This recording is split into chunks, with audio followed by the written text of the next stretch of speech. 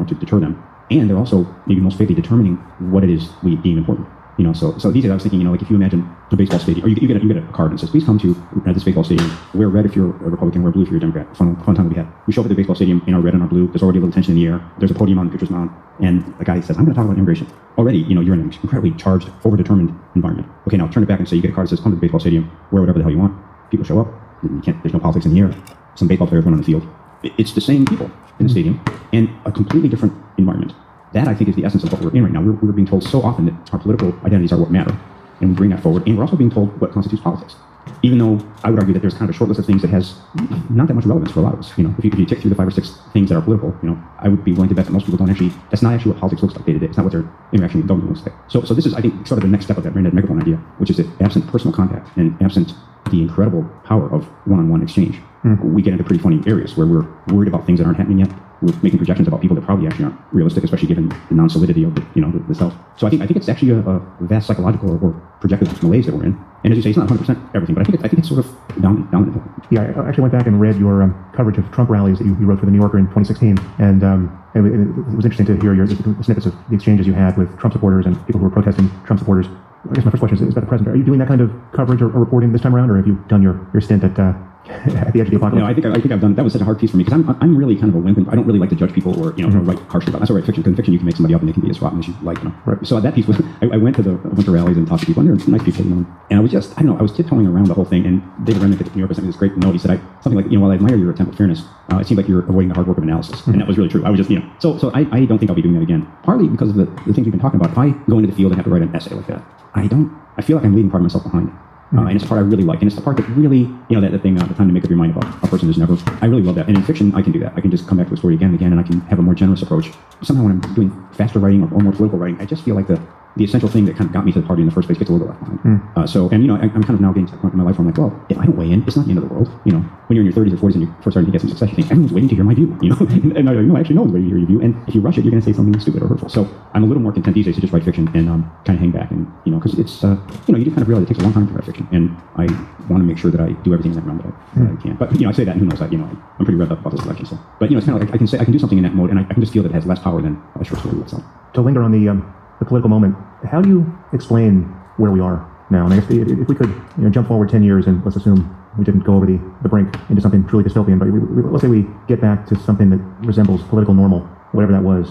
When you look back on this period, how would you explain it? How did we get here? Well, I think to me it's a two-part thing. One that we've talked about a bit is just the idea of the social media immersion that we've all gradually sunk into. If you imagine you had a family that had some issues, and then you put everybody on speed, and gave them a device that distorted what they said and heard. So your device would only hear the negative things that someone was saying about you, and then go to a family party and watch how quickly that gets ugly, So I think we're in some version of that. And this is not to say that social media doesn't have incredibly powerful positive things. It certainly does. But I think that this is the sort of force multiplier is the way in which we're communicating with one another, and with the hidden algorithmic nonsense that's being done to us, which then influences what we hear and say. That's a big part of it. Then I think the other part of it is something more real world, which is that the money has gone up.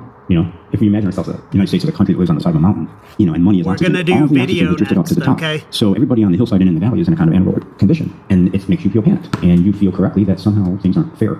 So this, I think, it's not just there's a time where that was the story to explain the MAGA movement. I think that's not correct, actually, because lots of rich people in that movement. I think this explains the general agitation that everybody, left, right, center, is feeling. And I can see it, I grew up in Chicago, and I had a lot of relatives in Amarillo, Texas, and I can just see that the world that I grew up in the 60s and 70s is just different on the most basic level. Can a young person, like my dad did at 21, 22, buy a house? Are there a lot of jobs out there where you can show up for 40 hours a week and have all your needs met and your dignity preserved?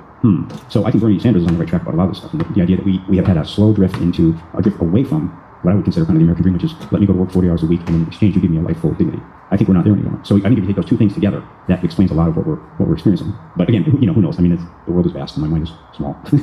How do you think about celebrity and our relationship to fame? I guess there's two aspects to that question. One would just be, what's your experience of it and how do you relate to it? But then I guess it ties directly into what we've been talking about here. So I see some significant role for what our culture does with fame. It's at least one explanatory variable of the Trump phenomenon specifically. Yeah.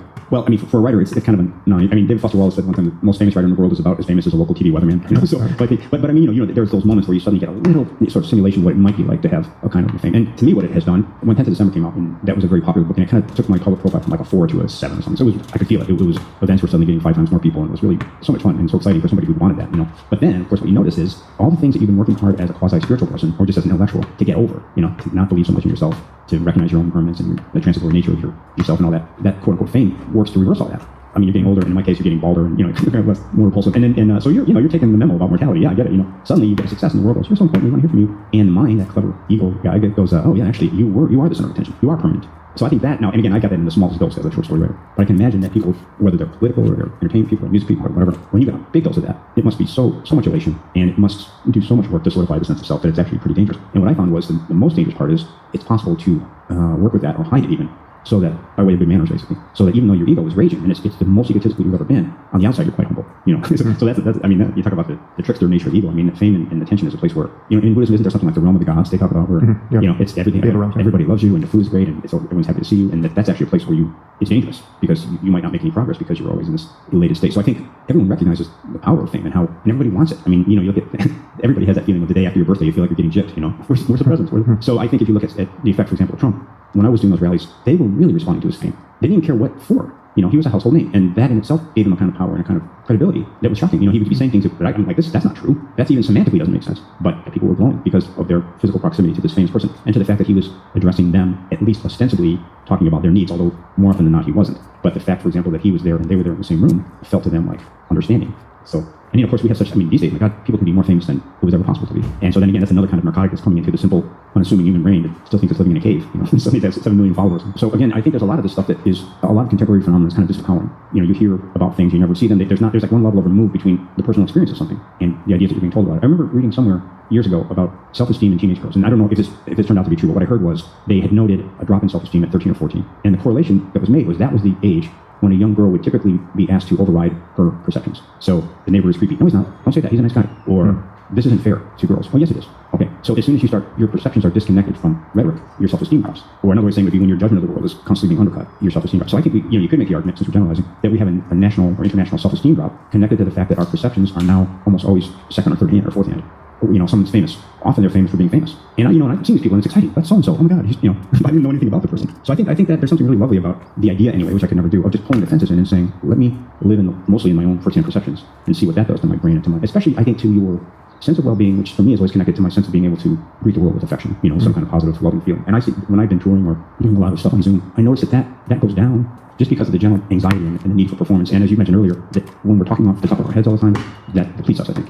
So anyway, it's all kind of a package. But I think about Wendell Berry a lot. And do you know his work? Yeah, beautiful. Right? Yeah. And I think he was the first person I read who made this connection between, I would say between, and I don't think he puts this way, but the actual versus the virtual. And I would say that the mix is kind of funny, even for somebody like me who's not on social media. There's still an awful lot of virtual stuff going on. But now I'm getting into the real generalizing one. So. Do you have the experience, this is back to your personal experience of celebrity, do you have the experience of, I can imagine you're like me somewhere in the uncanny valley of fame where you're not famous, which is to say recognizable by most people most of the time, but you do get recognized. So into every room you walk in life, it's only rational for you to assume nobody knows who you are, but then you're continually ambushed by someone recognizing you. And sometimes that doesn't come until after you've interacted with this person for some period of time. So the classic situation is, a waiter in a restaurant, you will have been interacting with this person for the full duration of a meal, and then only at the end, he or she will say, oh, by the way, I want you to know I really love your work. And does that happen to you? Honestly, it doesn't. I would say most times in my experience people lead with it. Okay. And then it makes it easier because that's my worst nightmare is to be kind of jerking and that's where I was going. So for me, it's actually become a kind of, it's actually just changed my factory settings significantly because I noticed early on that there was this distance that I find philosophically and psychologically interesting, but nonetheless unflattering, which is there was a distance between who I was content to be, assuming I was anonymous, versus who I wanted to be, knowing that my public-facing reputation was on the line with this person. So, like, the classic thing would have been a jerk for a half hour, then to know I was in the presence of someone who knew who I was, and to regret not having been more impeccable in my dealings with that person. I can't say that ever quite happened, but I was always brought up short. It really felt like an ambush where someone would say, oh, I just want you to know I love your podcast. And then my first thought was, okay, how was I in the last half hour with this person? And it was a completely self-conscious, defensive, paranoid thought, which exposed this rift, which, again, seems to be very strange psychologically. And so I've effectively just collapsed it, and it's just made me a kinder, more patient person than I naturally would be. I want to be a kind and patient person in general anyway, but it's forced me to be, by default, better than I think I naturally would be, just because, it's given me an extra reason to be that person. Right, sure. I noticed something in myself, which is that after that kindness talk came out, and then there was kind of a you have to live up to it. Yeah, no, and there was a wave of, oh, he's so nice, he's so friendly, and I'm like, well, actually, I'm not. Right. I'm working at it, but I know myself, and so, especially as a fiction writer, I noticed it was kind of messing me up a little bit, because my thing, and again, as a Buddhist, I should aspire to be really attentive to whatever actually is, so if I'm grouchy, the other day, I was having a bad time at the airport, and I kind of You know, and I'm trying to answer your question. I said something kind of not entirely, you know, just a little bit snarky. Well, if it isn't George Saunders, then Mr. Yeah, Kindness. exactly. But then I thought, well, that's weird. What kind of trap have you put yourself into where you're acting like you're a person who never gets irritated? That's insane, you know. So what I'm really trying to do is play down that public thing about being kind and being, because I'm for it. I'm 100% for it. But I'm also for running 5 miles a day, and I don't do that, you know. So I think especially for a fiction writer, or maybe just for a thinker, you have to be. I feel like I want to be very open to the things that actually challenge kindness, because you know you run into these people who say I'm kindness, I'm always kind, I'm always gentle, and their voice is always soft, but their actions aren't actually always kind. You know, of course not. So the ego is so much more tricky than just a talk about kindness would solve. So in myself, I really want to be a little bit aware of the ways in which my previous rhetoric is restricting my life. You know, if that makes sense. You know, in fiction, you're showing somebody doing something bad or maybe bad. You have to really be honest about how the mind works in those situations. If I am heavily invested in perpetually floating above experience with unlike patina of kindness, you know, then I'm going to lose track of the way that my mind is actually working right in front of me. How dark do you go in your fiction? I mean, do you ever take it into Cormac McCarthy places, or? Oh well, you'll see. Yeah, I'll go wherever. I'm not looking to go dark. But I find that in fiction, I'm kind of, basically, I think what I'm trying to do is make a scale model of good and evil and let them fight it out. Mm-hmm. So that means you got to be, and I don't think I always am, but a goal would be to be really accurate in the way you show good and the way you show evil. And of course, when you do that, they turn out to be, they don't exist, they morph, you know. But so sometimes because I'm not that skillful as a fiction writer, the evil is pretty dark and the good is pretty bright and they fight. And I think, you know, Flannery O'Connor says something like, a writer can choose what he writes, but he can't choose what he makes live. And that sounds pithy, but it's actually really deep. And it means that you, as a fiction writer, you might want to be in this tradition. But when you actually put the pen on the page, that stuff doesn't live. So you got to do something else. So for me, I found pretty early that maybe because of like early Monty Python influence or something like that, the darkness really came alive. So that's kind of in the long arc of my fiction, that's something I'm working with is, okay, so how much of that is habitual? Are you really being honest about the way you think good and evil works and so on? But yeah, I'm not afraid to go there, but I also don't want to try to go there. I just want to see what the story wants me to do. But when's the last time you read The Death of Ivan Ilyich? I think within a year. Mm-hmm. I try to read that pretty often. Isn't that great? Scare the crap out of myself once a year. Yeah. No, it's a great story, you know? Such a great meditation on death, and I mean, it's fantastic. Well, I used to teach that series, and one of the things I learned over the years, at first when I was younger and teaching it, I thought, this is a story about sort of every man meets his death. And then when you really study that thing, it's not at all. He's kind of a freak, that Ivan Ilyich. He's very cold, you know, and he's very withdrawn and prideful.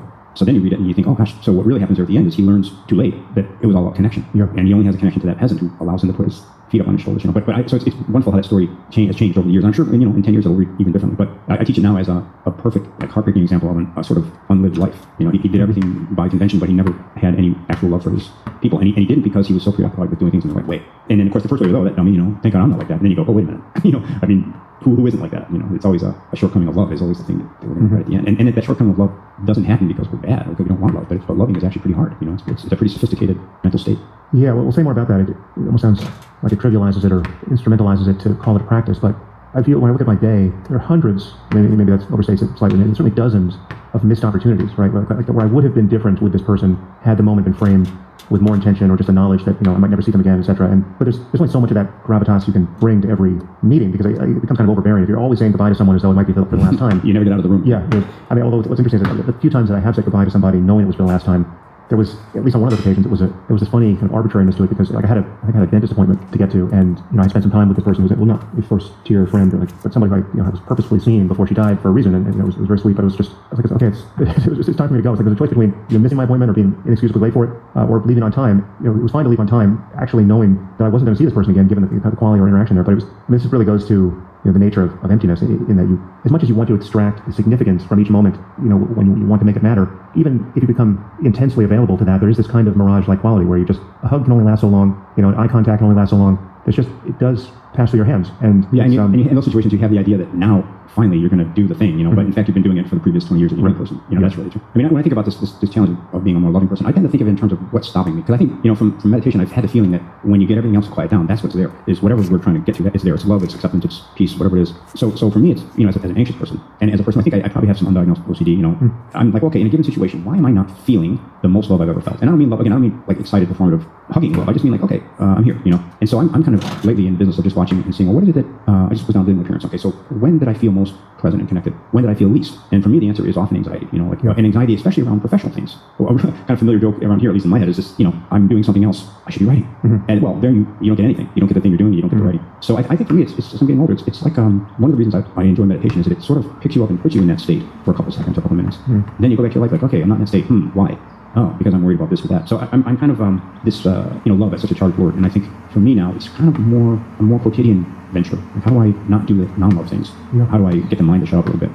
How can I stop criticizing myself? How can I stop preferring this over that? And I don't think you can do it by deciding to do it, but I think you can do it by practicing it, you know, in different ways. And it's funny to me, you know, to be 65, and I know if we had this conversation when I was 40, it would have been very similar, because I knew all this stuff. I knew it, you know, but getting it from the head down into your body. It takes a while to take your own advice. Lifetimes. Yeah. Actually, so, what you were just saying about love remind me of something that my friend Joseph Goldstein recently said. He was talking about teaching the practice of metta, which is generally translated as loving kindness. And most people, when doing that practice, focus on the emotion of love as the center of the bullseye, and to magnify that to, you know, that the physiology of that is the kind of the signature of success. And Joseph was saying, I forget in what context, he tends to emphasize now the kindness part of it, because there's something much simpler about it, and it doesn't set the bar experientially as high, right? So you're not taking the temperature of it in the same way moment to moment. It's like, am I really feeling love right now? You can just keep turning the dial of kindness up insofar as you can do that. Yeah, that's a good thing. Yeah. You know, when I think a lot about this, about kindness in the setting of, okay, so let's say you go into a coffee shop and you see that the barista has been crying. You know, she turns to you and sees you. So then that's a great moment for kindness. But what is it? Like, what do you do in that situation? And to me, now what I would tend to do, and I think probably a lot of people, oh, are you okay? You know, but that might be wrong. You know, she might be an intensely private person who's humiliated by crying at work, and now you're making it worse. So to me, that example makes me think, okay, let's put the word kindness aside for a minute, and let's say, well, what we really mean is we want to provide benefit in that moment. Okay, what would that take? Well, I think the first word that comes to my mind is presence. You have to, this is not now an idealized barista, it's the one standing right in front of you, you know, with one streak of paint in her hair. Okay, do we know enough yet? I don't think we do, you know. So now if we were actually in that coffee shop with that person, I think there's a variation in the extent to which certain people can sense what's needed. That I think is mindfulness. And I would correlate that roughly with having a pretty quiet mind. You know, you're not thinking, I'm going to make her day, or I'm going to show everyone how kind I am. You're just quiet and observing, and in that state, you're getting a lot more data points. But in that kind of scenario, I'm always aware of my own Jesus complex, you know. Yeah. And that's a flaw of ego as well, and it's not kind, you know, to be rushing and saving people who don't need saving. So I think it gets really deep really fast. And as you're saying, in that moment, feeling love for her, that would be a good start if you felt like this basic human affection. But that might have an element of, I mean, it would have an element of respect, and especially having a curiosity, like, where are we here, you know? And that's where I think it's, you know, life goes faster than we can imagine, because we'll have 5 of those at least instances today where that's happening, and I'm not prepped, you know. I mean, I'm going to botch about 4.75 of them. Well, speaking of missed opportunities or ambiguous results, did you ever follow up on the incredible Buddha Boy? Well, I just got an email from somebody recently that indicates he's in very rough straits. He's accused of abuse and all kinds of terrible things. So I didn't really, I kind of had that experience, and I just said, well, that's what that was, and wrote it up as truthfully as I could without committing completely, and then I just left. But I mean, it doesn't, you know, in my experience, it doesn't seem impossible that a person would have extraordinary, what would you call it? Like, being an extraordinary spiritual athlete and still have ethical problems. Yeah, 100%. Yeah. That's how I see it now. I don't know how valid the charges are, or whatever, but I just feel like, I think what you said could be someone who's very gifted in that area, and somehow, from whatever situation of not having a teacher, or who knows what, could be not an amiable person. Maybe you can remind people of that story, because it was an interesting situation you found yourself in. Yeah, well, there was GQ, my editor, called, so there's this kid in Nepal who supposedly been sitting under this banyan tree for 6 months and hasn't had any food or water. Would you like to go see him? Right? So I called one of our teachers at the time and said, you know, should I do this? And, you know, I got a teaching in turn, because the Lama said, well, why don't you go find out? Because I was thinking, oh, I'm a Buddhist, I shouldn't either endorse or defame, you know. And he's like, I don't know, let's go see, you know. So I went and... Had you been to Nepal before that or not? No, never. So it was a great adventure. I mean, you know, going to Nepal, and this was in a really remote part of Nepal, big bus and cars and walking. And yeah, and so I went out there and saw him, and beautiful scene, and he just wasn't moving a muscle, you know, for hours and hours and hours. And I interviewed his family and his sort of the monk who was helping him, and then it all kind of culminated, and I spent the night there sitting, you know, trying to sit overnight within, you know, maybe, I don't know what it was, 75 yards or something. It was sort of fenced off, double fenced off, so you couldn't get too close. And it was the coldest night in Nepal in 50 years or something, so it was really unpleasant. And so I just kind of wrote about that, and really, of course, it ended up being about my capacity to believe or not to believe, and the way that my mind worked during that time. And then in the morning, I just left. But the photographer came out, and he spent, you know, many days there, and he said he had this series of photographs, and they were all identical, because the kid didn't move, and his idea of it squared with mine, which is there didn't seem to be any, certainly not any orchestrated way to get him food or water. I sat there all night and didn't see anybody coming or going, and I wasn't an expected guest. In other words, they couldn't plan for me to show up. So, I mean, and, you know, the piece doesn't really depend on pronouncing it real or unreal, but yeah, it was a beautiful experience, and I of course, I'm sad to hear that it didn't, if these things are true, but for me, it was just, it was a lot about, you know, kind of a Western guy of a certain age going, maybe the way the world presents me every day is just kind of a coincidence, or kind of a conditional thing, and the world beyond my mind is so vast that I only get a little trickle of it. And every so often something bursts through that curtain, and you go, oh, I don't know. You know, I'm literally living inside a bubble that my mind is making, that periodically gets punctured, and, you know, usually it gets punctured by you fall in love, someone dies, someone gets sick. But in this case, it felt like it got punctured from the weirdness of it. What's he doing? How's he doing this? Why is he doing it? So that was kind of a wonderful, like, midlife kind of wake up call. Like, oh, you don't know everything. You don't know anything. Yeah, well, so what are you turning your attention to now? This is kind of a weird period, at least in America, between now and November, not knowing what's going to happen. Are you averting your eyes from this? Are you doing work that's related to it, or what? I'm not averting my eyes, and I'm not doing work that's related. You're in the work yeah, I'm in the middle of a longer book. Yeah, I'm just worried. I'm in the middle of a longer book. And so I don't know. I mean, I'm interested in it, and I guess on one hand, I'm trying to do what I can, and on the other hand, I'm thinking, well, you know, empires fall. And so I'm trying to put the emphasis on the first thing. But, you know, for me, there's a, I don't know if you feel this way, but I got to have this life by being pretty weirdly honest about things. Like when I wrote my first book, A Book of Stories, I was working at an engineering company as a tech writer, didn't have any money, and was really seeing a lot of my core beliefs kind of overturned by the actual life I was living, both in positive and negative ways. So that came into the work, and it was really, I mean, it was described as edgy, and it was because it was somebody not censoring himself. It was just, you know, making up some weird stories of my subconscious, and some real kind of tough truths were getting in there. I like that person. I like that practice. So, you know, as you get a reputation, and especially like I think known as a progressive person, and I've written a lot about that, it can be a bit of a prison. And so I'm trying to, in the time left to me, get back in touch with that young guy who really didn't give a shit what he was supposed to think, but was really open to whatever was happening. Because whatever was happening here is very confusing. In my opinion, it doesn't quite get described well by a lot of the public media. You know, the kind of politicized way of looking at things doesn't quite account for it. whatever is happening here, and it's deeply interesting, So I'm kind of trying to, I guess what I'm saying is I'm trying to get out of the habit of doing superficial political speaking so that I can do the deeper spiritual thinking that might actually, at least to myself, explain what's happening right now. But are you talking about this in a nonfiction context or in writing your fiction? Right now I'm just writing fiction, and when I think about writing nonfiction, I get a little bit flinchy, like, oh god, because I'm not. I think just like I said earlier, there's a different person that has to do that kind of writing, and I do love it. I really have enjoyed it. The Trump piece was really a lot of fun, but for right now, I'm just trying to do the other thing, and that's hard for me because I have to then kind of resist writing politically, which I like to do. And even on Substack, that's not. I wrote a little bit about Gaza, and that was not successful. It was a kind of a. I mean, it was a successful piece, but it was kind of the wrong setting for it, I think maybe. So I have to just be able to say to myself, if you go quiet politically, it's not the end of the world. You're not that big of a deal. So, and that will allow me to do this other thing that I think is going to be more beneficial for me and ultimately for the work. But we'll see. I mean, tomorrow I might put out a 10,000 words read. Yeah, because that's part of it too. We're talking, and I'm really enjoying talking with you, and I want to be consistent, but I also am aware that I don't really plan these things out. I'm a big fan of the impassioned blurt. So. Well, when writing fiction, don't you always have an alibi? I mean, how is there a tension between your honesty and your growing reputation if you're putting words in the mouths of characters wherein it's always a matter of plausible deniability that any one of your characters represents what you actually think as the author? Yeah, it's not so much that time. It's more that the intention is what I have to watch. If I I wrote a story last year it just had political intentions, and it just wouldn't take off because it was clear what the intentions of it were, and it just sat there. Right. So what I think is fiction gives you, maybe any of the arts, gives you a chance to look at a familiar problem with different glasses on. So whatever's happening in our country, if let's say that I wrote a story, I'm looking at my desk right now, I've got a slide from a guitar, and I got a ruler, and I got a stapler. Okay, if I said I am deeply sickened by what's happening in our country, but I'm not going to write about that. I'm going to write a story about the talking guitar slide, the stapler, and the ruler. Okay, and I concentrate on that for 8 months. Odds are, if I'm concerned about what's happening in the country, something's going to get in that story from that concern, but it's going to be kind of twisted and morphed and distorted. And the possibility is you'll say something new. You'll talk about the actual world in a way that's sort of been destabilized and made new by the form. So if I have overt intention, that never will happen. And also the other thing that you aspire to is you might say something that even transcends this time. This time is, like any time, is one particular pile of what ails us always. It's taking the form of whatever. But the things that ail us, it's been happening forever. So, and you read Gogol, it still stands up. You read something like The Overcoat or The Nose, it maps directly on contemporary politics because it's timeless. So I think what I'm talking about mostly is if I get too riled up and decide to solve all our political problems with a short story, that won't work. Whereas if I write a real short story, what it really does is just hopefully it offers some consolation to the handful of people that read it. And so for me, part of it is well, that's not nothing. If your podcast goes out in the world and 15 people, just 15, are positively and sort of abidingly transformed by it, that's amazing. So I think for me as an artist, I have to think that way. Let me warm up one person's experience with the story. That's a much better way for me than let me fix problems. That never, and again, it's just a feature of my so-called talent. I just can't do the second thing. And when I do, it becomes polemic and it just sits there on my desk, ashamed of itself. Yeah, honestly, I think that's why I stopped writing fiction. I mean, I began writing at a time where I felt like I had a lot to say at the level of ideas, right? So I was kind of pressing the fiction into service of my philosophical viewpoint, and it was just I considered everything I wrote there just more or less a stillborn project because of that, and so I've never gone back to it. And I mean, it can be done, and I think that's what we love in Dostoevsky. He just would put on a million hats and let the people fight it out, And he seems to kind of represent those positions pretty helpfully, pretty energetically. And in the end, you say, well, which do you believe? And he goes, oh, I don't know, all of it.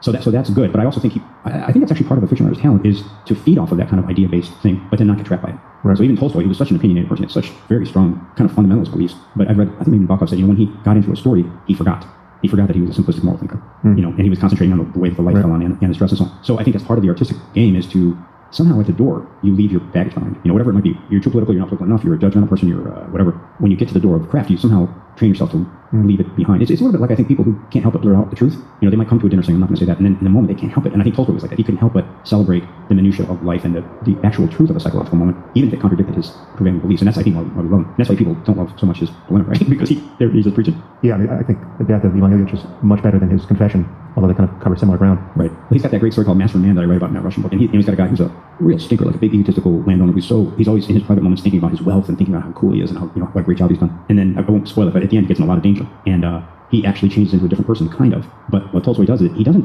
it's not like all his personality traits drop away and new ones appear. It's just that his egotistical quality gets sort of turned. And instead of serving himself, he's becoming a hero. And in the process, he's doing a really selfless thing, apparently. So it's an amazing masterclass in the way that a writer like Tolstoy can look at human beings and say, okay, can we change? And if so, how does it actually happen? It's not some kind of miraculous transformation. It's a repurposing of certain mental energies. And in that moment, Tolstoy, I don't think, cared at all about his theories. He just cared about that invented person.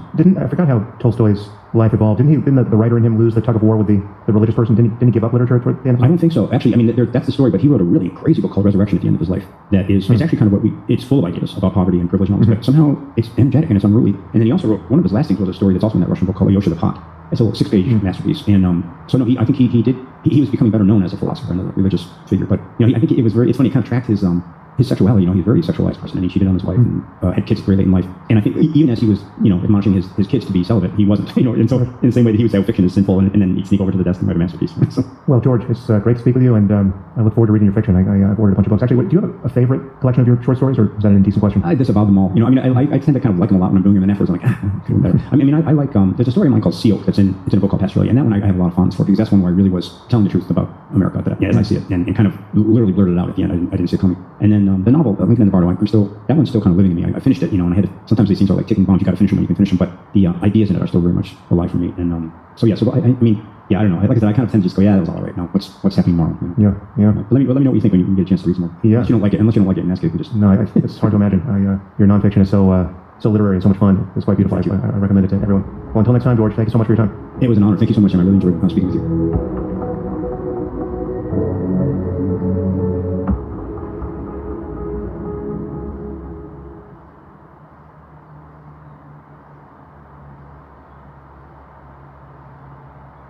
You can host the best backyard barbecue. When you find a professional on Angie to make your backyard the best around. Connect with skilled professionals to get all your home projects done well. Inside to outside, repairs to renovations. Get started on the Angie app or visit Angie.com today. You can do this when you Angie that. Hey everyone, very exciting. We have a special Q&A